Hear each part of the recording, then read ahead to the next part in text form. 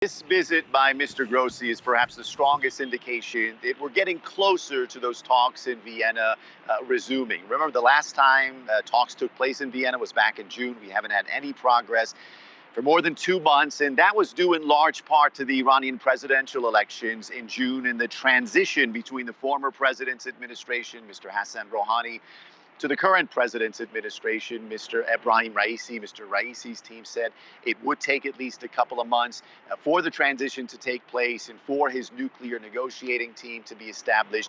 Now, this is an indication, this visit by Mr. Grossi, that perhaps Iran is ready for the talks to resume.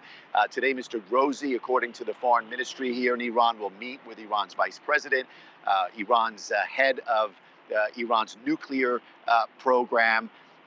These talks will perhaps set the tone for another important event next week before the Vienna talks, and that's the meeting of the IAEA Board of Governors. Several diplomats have reportedly said that Western powers are considering censuring Iran on what Western powers view as Iran stonewalling the IAEA on a couple of issues. First, it's blocking access to video monitoring equipment at several nuclear sites. Iran has said all along that was the agreement that they made, that they would block access to these video monitoring equipment until and unless they would deliver the benefits of the nuclear deal. That's one issue. The other issue is Iran explaining traces of uranium found in several old and undeclared sites. Iran has warned against the censure, against pressure. They said that they want goodwill and cooperation. They say if they get goodwill and cooperation, they'll give goodwill and cooperation.